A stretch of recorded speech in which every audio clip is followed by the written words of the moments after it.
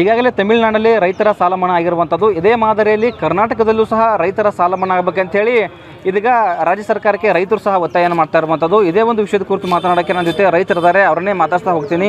Sir, ಈಗ ಮೊದಲಿಗೆ ತಮಿಳುನಾಡಿನಲ್ಲಿ ಸಾಲವನ್ನು ರೈತರು ಸುಟ್ಟು ಮಾಡಿದ್ದಾರೆ, ಇದ್ರ ಬಗ್ಗೆ ಏನು ಹೇಳ್ತೀರ? ಈಗಾಗಲೇ ನಮ್ಮ ಕರ್ನಾಟಕ ಸರ್ಕಾರ ಹೆಂಗೈತಪ್ಪ ಅಂದ್ರೆ ರೈತರನ್ನ ಶೋಷಣೆ ಮಾಡ್ಲತ್ತೈತಿ. ಹೆಂಗಪ್ಪ ಅಂದ್ರೆ ಈಗ ತಮಿಳುನಾಡದೊಳಗೆ ವಿಜಯನ ಸರ್ಕಾರ ತಮ್ಮ ಸ್ವಂತ ಬಲದ ಮ್ಯಾಗ ರಚನೆ ಮಾಡಿದರು. ಅಲ್ಲಿ ಸಾರ್ವತ್ರಿಕವಾಗಿ ರೈತರಿಗೆ ಮತ್ತು ಸಾರ್ವಜನಿಕರಿಗೆ ಎಷ್ಟು ಅನುಕೂಲ ಮಾಡ್ಯಾರಪ್ಪ ಅಂದ್ರೆ ಇಂದ ರೈತ ಕಷ್ಟದೊಳಗದಾನ ಅಲ್ಲಿ ಸಾಲ ಮನ್ನಾ ಮಾಡತ್ತಾರು. ನಮ್ಮ ಕರ್ನಾಟಕ ಸರ್ಕಾರ ಏನು ಮಾಡತೈತಿ, ಇಲ್ಲಿ ರೈತರ ಮ್ಯಾಗ ಹೊರೆ ಹಾಕಿ ವಿದ್ಯುತ್ ಖಾಸಗೀಕರಣ ಮಾಡತೈತಿ. ಇದೇ ರೀತಿಯಾಗಿ ಇದೇ ಮಾದರಿ ಒಳಗೆ ನಮ್ಮ ಕರ್ನಾಟಕ ಸರ್ಕಾರ ನಮ್ಮ ರೈತರನ್ನು ತುಳಿಯೋ ಜೋಡಣದಾಗೈತಿ, ಖರೆ ರೈತರನ್ನ ಬದುಕಿಸೋ ಜೋಡಣದಾಗಿಲ್ಲ. ಇದೇ ಮುಂದೆ ನಾವು ನಮ್ಮ ನೆರೆ ರಾಜ್ಯ ತಮಿಳುನಾಡದೊಳಗೆ ನೋಡ್ರೆ ನಮ್ಮ ರೈತ ಅಭಿವೃದ್ಧಿ ಒಳಗೆ ಸರ್ಕಾರನ ತಮಿಳುನಾಡು ನಡೆಸೈತಿ. ಅದ್ರಗೋಸ್ಕರ ನಾವೇನತ್ತೀವಿ, ಈಗ ನಮ್ಮ ಕರ್ನಾಟಕ ಸರ್ಕಾರಕ್ಕೆ ಒಂದು ಎಚ್ಚರಿಕೆ ಕೊಡ್ತೀವಿ. ನಮ್ಮದು ಸಾಲ ಮನ್ನಾ ಮಾಡಿ ನಾವು ಆರ್ಥಿಕತೆ ಒಳಗೆ ಹೋದೀವಿ.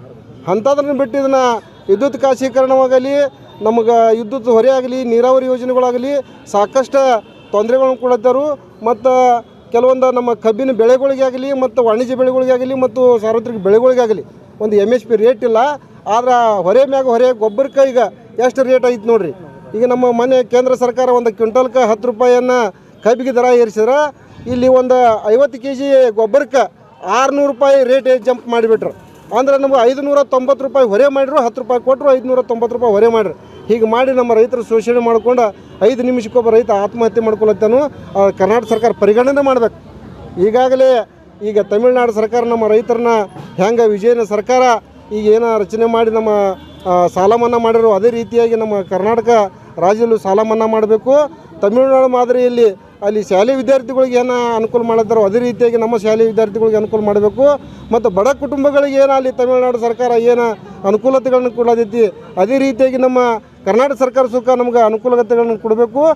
ಮುಖ್ಯವಾಗಿ ಅಲ್ಲಿ ಏನು ಸಾಲ ಮನ್ನಾ ಮಾಡೈತಿ ಅದೇ ರೀತಿಯಾಗಿ ನಮ್ಮ ಸಾಲ ಮನ್ನಾ ಮಾಡಿ ಇಲ್ಲಿ ರೈತರನ್ನ ಬದುಕಿಸ್ಬೇಕು ಅನ್ನುವಂಥ ನಮ್ಮ ವಿಚಾರಗಳನ್ನದಾವೆ. ಈಗ ಮತ್ತೊಬ್ಬರನ್ನ ರೈತರ ಮಾತಾಡ್ತಾ ಹೋಗ್ತೀನಿ. ಸರ್, ಈಗ ತಮಿಳುನಾಡಿನಲ್ಲಿ 75% ಆಗಿಬಿಟ್ಟು ರೈತರು ಸಾಲ ಮನ್ನಾ ಮಾಡಿದ್ದಾರೆ. ಕರ್ನಾಟಕದಲ್ಲಿ ಇದು ಮಾದರಿಯಲ್ಲಿ ಆಗಬೇಕಂತ ನೀವೇನು ಹೇಳ್ತೀರಿ? ಖಂಡಿತವಾಗಿ ನಾನು ಇದಕ್ಕೆ ಒಪ್ತೇನೆ.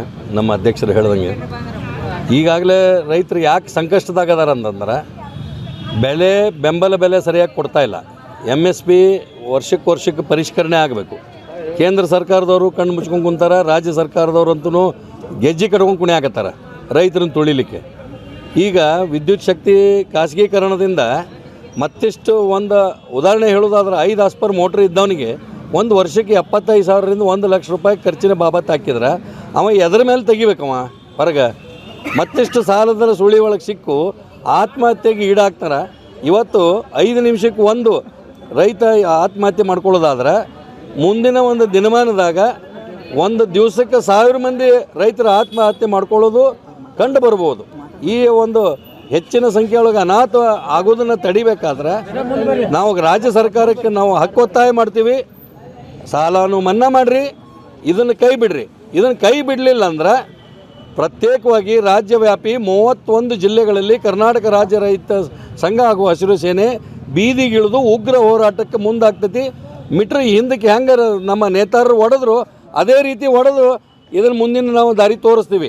ಇದು ಕಡೆ ಎಚ್ಚರಿಕೆ ರಾಜ್ಯ ಸರ್ಕಾರ. ಈಗ ಮತ್ತೊಬ್ಬರು ರೈತರನ್ನ ಮಾತಾಡ್ತಾ ಹೋಗ್ತೀನಿ. ಸರ್, ಈಗ ತಮಿಳುನಾಡಲ್ಲಿ ರೈತರ ಸಾಲ ಮನ್ನಾ ಆಗಿದೆ, ಕರ್ನಾಟಕದಲ್ಲಿ ಇದರ ಮೊದಲು ಆಗ್ಬೇಕಂತೀರಿ ಅಥವಾ ರಾಜ್ಯ ಸರ್ಕಾರಕ್ಕೆ ಏನೇನು ಆಗ್ರಹ ಮಾಡ್ತೀರಿ? ಹೌದು ಸರ್, ಇವತ್ತು ಯಾವ ರೀತಿ ಆಗೈತಪ್ಪ ರೈತರ ಪರಿಸ್ಥಿತಿ ಅಂದ್ರೆ ರೈತರಿಗೆ ಹೇಳೋರು ಇಲ್ಲ ಕೇಳೋರಿಲ್ಲ ಅಂದಂಗೆ ಆಗೈತಿ. ಹೆಂಗಂದ್ರೆ ಇವತ್ತು ನಿಸರ್ಗನೂ ರೈತರಿಗೆ ಸಾತಿಲ್ಲ, ಸರ್ಕಾರನೂ ಸಾತಿಲ್ಲ. ಇವತ್ತು 60% ರಾಜ್ಯ ಮತ್ತು ದೇಶದೊಳಗೆ 60% ರೈತರಿದ್ರು ಅತಿಯಾದಷ್ಟು ಟ್ಯಾಕ್ಸ್ ಹೋಗ್ತಕ್ಕಂಥದ್ದು ಡೀಸೆಲ್, ಪೆಟ್ರೋಲ್ ಅನ್ರಿ, ಇನ್ನಿತರ ಯಾವುದೇ ಮಾರ್ಗದೊಳಗೆ ನೋಡಿದ್ರೂ ಅತಿಯಾದಂಥ ಟ್ಯಾಕ್ಸ್ ಹೋಗೋದು ಸರ್ಕಾರಕ್ಕೆ ರೈತರಿಂದ. ಆದರೆ ರೈತರಿಂದ ಟ್ಯಾಕ್ಸ್ ಹೋಗ್ತಾ ಇದ್ರೂ ರೈತರನ್ನು ತುಳಿತಕ್ಕಂಥದ್ದು ಪ್ರತಿಯೊಂದು ಸರ್ಕಾರ, ಇವತ್ತು BJP ಸರ್ಕಾರ ಬರಲಿ, JDS ಬರಲಿ, ಕಾಂಗ್ರೆಸ್ ಬರಲಿ, ಯಾವುದೇ ರೀತಿ ಸರ್ಕಾರ ಬಂದ್ರೂ ಇವತ್ತು ರೈತರನ್ನು ತುಳಿಯೋಂಥ ಕೆಲಸ ಮಾಡತೈತಿ. ಎಲ್ಲರೂ ಬರ್ತಾರೆ, ನಾವು MSP ಜಾರಿ ಮಾಡ್ತೀವಿ ಅಂತ ಹೇಳ್ತಾರೆ, ಮತ ತೊಗೋತಾರೆ, ಹೋಗ್ತಾರೆ. ಆದರೆ ಇವತ್ತು ನಾವು ಮಾದರಿಯಾಗಿ ತೊಗೋಬೇಕಾದಂಥ ರಾಜ್ಯಗಳು ಅಂದ್ರೆ ಮಹಾರಾಷ್ಟ್ರ ಮತ್ತು ತಮಿಳುನಾಡು, ಅಕ್ಕಪಕ್ಕದ 2 ರಾಜ್ಯಗಳು ಅದಾವೆ ನಮ್ಮ ಕರ್ನಾಟಕಕ್ಕೆ. ಮಹಾರಾಷ್ಟ್ರದೊಳಗೆ 2 ಲಕ್ಷದವರೆಗೆ ಸಾಲ ಮನ್ನಾ ಮಾಡ್ಯಾರು, ತಮಿಳುನಾಡೊಳಗೆ 75% ರೈತರು ಸಾಲ ಮನ್ನಾ ಮಾಡ್ಯಾರು. ಅದೇ ರೀತಿ ನಮ್ಮ ರಾಜ್ಯದೊಳಗೂ ಯಾಕಂದ್ರೆ ರೈತರ ಟ್ಯಾಕ್ಸ್ ಜಾಸ್ತಿ ಹೋಗೋದ್ರಿಂದ ನಮ್ಮ DK ಶಿವಕುಮಾರ್ ಮಾನ್ಯ ಮುಖ್ಯಮಂತ್ರಿಗಳು ಇದನ್ನು ತತ್ಕ್ಷಣ ಎಚ್ಚೆತ್ತುಕೊಂಡ ನಮ್ಮ ರೈತರ ಸಾಲವನ್ನು ಮನ್ನಾ ಮಾಡಬೇಕು. ತಮಿಳುನಾಡು ಸರ್ಕಾರ ರೀತಿಯಲ್ಲಿ ಮಾಡಲಿ, ಇಲ್ಲ ಮಹಾರಾಷ್ಟ್ರ ಸರ್ಕಾರ ರೀತಿಯಲ್ಲಿ ಮಾಡಲಿ, ರೈತರ ಸಾಲವನ್ನು ಮನ್ನಾ ಮಾಡಬೇಕಂತೇಳಿ ಇವತ್ತು ನಮ್ಮ ಮಾಧ್ಯಮದ ಮುಖಾಂತರ ಸರ್ಕಾರಕ್ಕೆ ಒಂದು ಎಚ್ಚರಿಕೆ ಮಾತನ್ನು ಹೇಳಕ್ಕೆ ಇಷ್ಟಪಡ್ತೀನಿ. ಈಗ ಮತ್ತೊಬ್ಬರು ರೈತರನ್ನು ಮಾತಾಡ್ತಾ ಹೋಗ್ತೀನಿ ಸರ್. ಈಗ ಒಂದು ಕಡೆ ಏನಂತಂದರೆ ಕರ್ನಾಟಕದಲ್ಲಿ ರೈತರ ಪರಿಸ್ಥಿತಿ ಹದಗೆಡ್ತಾ ಇದೆ, ಮಳೆಗಾಗ್ತಾಯಿಲ್ಲ ಏನಲ್ಲ. ಮತ್ತೊಂದು ಕಡೆ ಈಗ ತಮಿಳುನಾಡಲ್ಲಿ ರೈತರ ಸಾಲ ಮನ್ನಾ ಮಾಡ್ತಾ ಇದ್ದಾರೆ ಆ ಕಡೆ ಮುಖ್ಯಮಂತ್ರಿಗಳು. ಇದ್ರ ಬಗ್ಗೆ ಏನು ಹೇಳ್ತೀರಿ? ಈಗ ಮೊನ್ನೆ ಈಗಾಗಲೇ ನೂತನವಾಗಿ ಆದಂಥ ಡಿ ಕೆ ಶಿವಕುಮಾರ್ ಅವರಿಗೆ ತಮ್ಮದಾದಂಥದ್ದು ನಿಮ್ಮದು ಏನು ವರ್ಚಸ್ ಐತೋ ಏನೈತೋ ಅದು ನನಗೆ ಗೊತ್ತಿಲ್ಲ. ಈಗ ಮಹಾರಾಷ್ಟ್ರದಾಗ ಆಗಿದ್ರೂ ಸಾಲ ಮನ್ನಾ ಆಗೈತಿ, ತಮಿಳ್ನಾಡ್ದಾಗೋದ್ರು ಆಗೈತಿ. ಮತ್ತು ಕೆಲವೊಂದೆಲ್ಲ ಖಾಸಗೀಕರಣ ಮಾಡತ್ತೀರಿ, ಕೆಲವೊಂದೆಲ್ಲ ಬಿಟ್ಟಿ ಭಾಗ್ಯ ಕೊಡತ್ತೀರಿ. ನಿಮಗೆ ಬಿಟ್ಟಿ ಭಾಗ್ಯ ಅನ್ನಂಗಿಲ್ಲ, ನಿಮಗೆ ಕೊಡೋಕೆ ಸಾಧ್ಯ ಇದ್ರೆ ಕೊಡ್ರಿ, ಬೇಡ ಅನ್ನಂಗಿಲ್ಲ. ದೇಶದಾಗ ಜನಸಾಮಾನ್ಯರಿಗೆ ಬೇಕೇನ ಒಂದು ಉಚಿತವಾಗಿ ವಿದ್ಯುತ್ ಉಚಿತವಾಗಿ ಶಿಕ್ಷಣ, ಉಚಿತವಾಗಿ ನೀರು, ಉಚಿತವಾಗಿ ಕರೆಂಟ ಇದ್ರನ್ನು ಕೊಟ್ಟರೆ ಅಂದ್ರೆ ದೇಶದಾಗ ಎಲ್ಲ ಸಾಧಾರಣ 100% ಎಲ್ಲರೂ ಮೇಲೆ ಎತ್ತಂಗಾಗ್ತದೆ. ಸಾಲ ಬಾಧೆಗೆ ಯಾಕೆ ಸಿಲುಕಿರು ಅನ್ನೋದೊಂದು ಪ್ರತಿಯೊಬ್ಬ ಎಲ್ಲ ರೈತ ಮುಖಂಡರು ಹೇಳ್ತಾರೆ, ರಾಜಕೀಯ ಪಕ್ಷದವರು ಹೇಳ್ತಾರೆ, ಹೆಂಗೆ ವಿರೋಧ ಪಕ್ಷದಾಗಿದ್ದಾಗ ಹೇಳ್ತಾರೆ. ಬಟ್ ನಿಮ್ಮ ಕೊಡುಗೆ ನೀವು ಹೇಳಿದ ವಿಷಯಗಳದಾವ. ಕುಮಾರಸ್ವಾಮಿ ಅವರು ಸಾಲ ಮನ್ನಾ ಮಾಡೋಕ್ಕಿಂತ ಮುಂಚಿತವಾಗಿ ನಿಮ್ಮದಾದಂಥ ಟೀಕೆ ಟಿಪ್ಪಣಿಗಳು ನಮಗೆ ಗೊತ್ತೈತಿ. ಬಟ್ ಈಗ ನಿಮ್ಮದಾದಂಥದ್ದು ಆಡಳಿತ ಐತಿ, ನೀವು ಮುಖ್ಯಮಂತ್ರಿ ಅದಿರಿ, ನಿಮ್ಮ ಕೊಡುಗೆಗಳೇನ ಏನೋ ನೇಗ್ಲ ತೊಗೊಂಬಂದ್ರಿ ಕಾಟಾಚಾರಕ್ಕೆ ಎಲ್ಲೋ ಒಂದು ಸಭೆ ಮಾಡಿನಿ ಅನ್ನೋದು ಮಾಡೋಕೆ ಹೋಗ್ಬೇಡ್ರಿ. ಸಭೆ ಮಾಡಿ ಆಡಂಬರ ತೋರಿಸೋಕ್ಕಿಂತ ಕಾರ್ಯರೂಪದಾಗ ತೊಗೊಂಬರ್ರಿ ಅನ್ನೋದು ಒಂದು ಕಳಕಳಿ ವಿನಂತಿ. ಬಟ್ ಈ ವಿದ್ಯುತ್ ಖಾಸಗೀಕರಣ ಇರ್ಬೋದು, ಭೂ ಸ್ವಾಧೀನ ಬದಲಿರ್ಬೋದು, ರೈತರನ್ನ ತುಳಿಯುವಂಥ ಕೆಲಸಗಳನ್ನೇ ನೀವು ಯಾಕೆ ಮಾಡಾಕತ್ತೀರಿ? ಅದನ್ನು ಕೈ ಬಿಡ್ರಿ ದಯಮಾಡಿ. ಏನೈತಿ ರೈತರನ್ನ, ಜನಸಾಮಾನ್ಯರ, ಕೂಲಿ ಕಾರ್ಮಿಕರ, ಬಡವ್ರನ್ನ ಎತ್ತುವಂಥ ಕೆಲಸ ನೀವು ಏನು ಯೋಜನೆಗಳಾಗ್ಲತ್ತಿರಲ್ಲ ದುರುಪಯೋಗ ಆಗಬಾರ್ದು. ಬಟ್ 60 ವರ್ಷ ಮೇಲ್ಪಟ್ಟವ್ರನ್ನ, ಯಾಕಂದ್ರೆ ನೌಕರಿ ಆದಂಥವ್ರಿಗೆಲ್ಲ ಪೆನ್ಷನ್ಗಳು ಬರ್ತಾವೆ. ರೈತರಿಗೆ ಏನು ಮಾಡಬೇಕು? ಇವರು 60 ವರ್ಷ ಮೇಲ್ಪಟ್ಟವ್ರು ಅದಾರ, ಇವ್ರನ್ನ ಏನು ಮಾಡಬೇಕು? ತಾನ ಇವ್ರಿಗೆ ಪೆನ್ಷನ್ ಬರುವಂಥ ನಿಟ್ಟಿನಾಗ ಆಗಬೇಕು. ರೈತರ ಸಾಲ ಮನ್ನಾ ನೀವು ಎಲ್ಲನೂ ಮಾಡಿರತ್ತೆ ನಾವು ಹೇಳ್ತೀವಿ, ಅದನ್ನು ಮಾಡ್ಲಿಕ್ಕೆ ಬಿಡುವಲ್ಲಕ ಅವ್ರನ್ನ ಆರ್ಥಿಕವಾಗಿ ಮೇಲೆ ತರುವಂಥ ಕೆಲಸ ಮಾಡಿರಿ. ಎಷ್ಟು ಸಾಧ್ಯ ಆಗ್ತೈತಿ ಅಷ್ಟು ಸಾಲ ಮನ್ನಾ ಮಾಡುವಂಥ ಕೆಲಸ ಮಾಡಿರಿ. ಇಷ್ಟ ಮಾಡತ್ತೆ ಹೇಳಕ್ಕೆ ನಾನು ಆದೇಶಗಾರಲ್ಲ, ಮಾಡ್ತೀವಿ, ಆದೇಶಂಕ ಮಾಡ್ತೀವಿ. ಒಕ್ಕೋರ್ನ ನಮ್ಮದು ಟೀಕಾ ಟಿಪ್ಪಣಿಗಳು ಇರುತ್ತವೆ, ನಿಮ್ಮದಾದಂಥದ್ದು ಯೋಜನೆಗಳು ನಾವು ಇರಲಿ, ಬೇಡ ಅನ್ನಂಗಿಲ್ಲ. ಅಭಿವೃದ್ಧಿಗೋಸ್ಕರನ ದೇಶದಾಗ ಇವ್ರು ಅಭಿವೃದ್ಧಿ ಆದ್ರಂದ್ರೆ ನಿಮ್ಮ ದೇಶದಾಗ ಎಲ್ಲ ಅಭಿವೃದ್ಧಿ. ಯಾವುದೋ ನಿಮ್ಮದು ರೋಡ್ ಮಾಡೋದ್ರಿಂದ, ಗಟಾರ್ ಮಾಡೋದ್ರಿಂದ, ಸಾವಿರಾರು ಕೋಟಿ ರೂಪಾಯಿ ಹಗರಣ ಮಾಡೋದ್ರಿಂದ ಇಲಾಖೆಗಳನ್ನು ಮೊದಲು ಸ್ವಚ್ಛ ಇಡೋದು ಕಲೀರಿ. ಇಲಾಖೆಗಳು ಸ್ವಚ್ಛ ಇದ್ದು ಅಂದರೆ ಎಲ್ಲ ಅಭಿವೃದ್ಧಿ ಆಗ್ತಾವೆ. ಬಟ್ ಆ ನಿಟ್ಟಿನಾಗ 190% ದೇಶದಾಗ ಎಲ್ಲಿಯಾದರೂ ಟ್ಯಾಕ್ಸ್ ಹೋಗ್ತಿದ್ದಾರೆ, ರೈತರಿಂದ ಹೋಗ್ತೈತಿ. ಯಾವ್ರೆ ನಾಲಾಯಕ ಆರ್ಥಿಕ ತಜ್ಞ ಹೇಳ್ತಿದ್ದ ತಿಳಿ ಅವನಿಗೆ ಕಾಲನ್ ತೊಗೊಂಡು ಬಿಡ್ತೀನಿ. ದೇಶ ನಡೆದಾಗ ಟ್ಯಾಕ್ಸ್ನ ಹೋಗೋದನ್ನು 190% ರೈತರದು. ಆ ನಂತರ ಏನಿದು ಉಳಿದ ವ್ಯಾಪಾರಸ್ಥರು ಅದನ್ನು ತೊಗೊಂಡು ಅದನ್ನು ಶೇಖರಣೆ ಮಾಡಿ ಅದನ್ನು ಪ್ಯಾಕ್ ಮಾಡಿ ಅದರಿಂದ ಟ್ಯಾಕ್ಸ್ ಕಟ್ತಾರತ್ ನೀವು ತಿಳಿದಿದ್ರೆ. ಒಳಗಿರುವಂಥ ಮಾಲ ನಮ್ಮದ ಟ್ಯಾಕ್ಸ್, ಅದ್ರಾಗ ಎಲ್ಲರೂ 1% ಬೇರೆದವ್ರ ಟ್ಯಾಕ್ಸ್ ಐತಿ. ದಯಮಾಡಿ ಇದನ್ನು ಪ್ರಧಾನಮಂತ್ರಿಗಳು ಒಪ್ಕೋಬೇಕು, ಮುಖ್ಯಮಂತ್ರಿಗಳು ಒಪ್ಕೋಬೇಕು. ಒಪ್ಕೋಲಿಲ್ಲ ಅಂದರೆ ನೀವು ಅನ್ನ ತಿನ್ಲಕ್ಕ ನಾಲ್ಕು ನಾ ಈ ಸಂದರ್ಭದಲ್ಲಿ ಈ ಮತ್ತೊಬ್ಬರನ್ನ ರೈತರನ್ನ ಮಾತಾಡ್ತಾ ಹೋಗ್ತೀನಿ ಸರ್. ಈಗ ಡಿ ಕೆ ಶಿವಕುಮಾರ್ ಅವರು ನೂತನವಾಗಿ ಸಿ ಎಂ ಆಗಿದ್ದಾರೆ. ಇವರು ಒಂದು ಆಡಳಿತದಲ್ಲಿ ರೈತರಿಗೆ ಯಾವ್ಯಾವ ಯೋಜನೆಗಳನ್ನ ನೀವು ಒಂದು ಆಸೆ ಇಟ್ಕೊಂಡು ಕೊಡ್ತೀರಿ? ಏನೇನು ಇವರಿಗೆ ಸೌಲಭ್ಯಗಳು ಸಿಗ್ಬೋದು ರೈತರ ಪರವಾಗಿ ಅಂತ ನೀವೇನು ಹೇಳ್ತಿದ್ದೀರಿ? ಈಗ ನೋಡ್ರಿ, ನಿನ್ನೆ ಮೊನ್ನೆ ಬಂದಂಥ ಸರ್ಕಾರಗಳು ಸಾರ್ವಜನಿಕರ ಪರವಾಗಿ ಕೆಲಸ ಮಾಡ್ಲಕತ್ತಾವ. ಇವರು ಸುಮಾರಾಗಿ 50 ವರ್ಷ ಆತ ಆಡಳಿತ ಮಾಡಕತ್ತಾರ್ರಿ.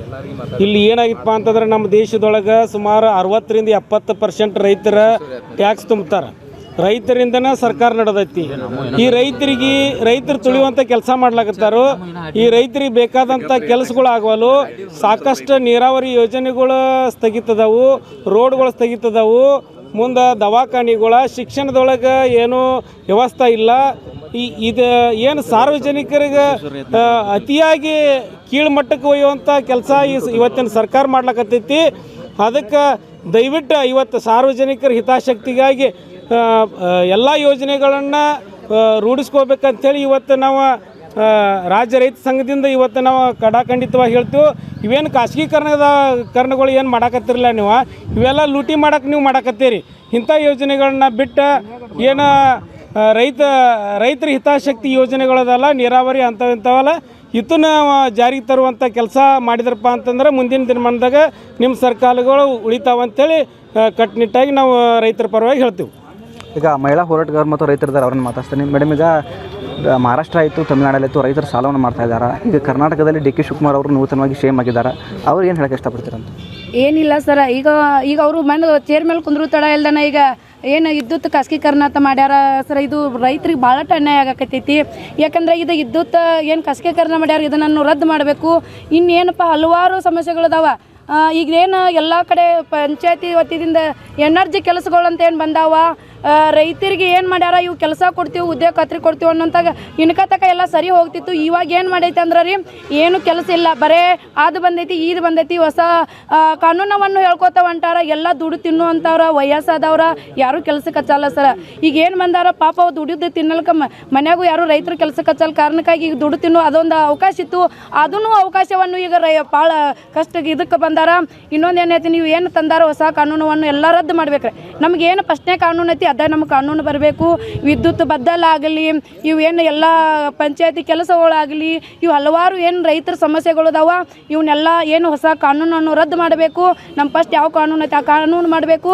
ಇನ್ನು ನಮ್ಮ ರೈತರಿಗೆ ಬೆಳೆದಂಥ ಬೆಳೆಗೆ ಏನು ರೇಟ್ ಹೊಂದಿಸಿ ಕೊಡಬೇಕು. ಅವರು ಡಿ ಕೆ ಶಿವಕುಮಾರ್ ಅವ್ರಿಗೆ ಒಂದು ಮಾತನ್ನು ಹೇಳ್ತೀವಿ, ಇವತ್ತು ರೈತರ ಬೀದಿ ಕುಣಿಸುವಂಥ ಪರಿಸ್ಥಿತಿ ನೀವು ಬಂದರೆ ನಾಳೆ ಮಲದಂಗೆ ಅಂಗಾಲ್ನಕ್ಕೂ ಪರಿಸ್ಥಿತಿ ನಿಮಗೂ ಬರ್ತೈತೆ ಅನ್ನೋದು ಈ ಸಂದರ್ಭದಲ್ಲಿ ಎಚ್ಚರಿಕೆ ಕೊಡ್ತೀವಿ.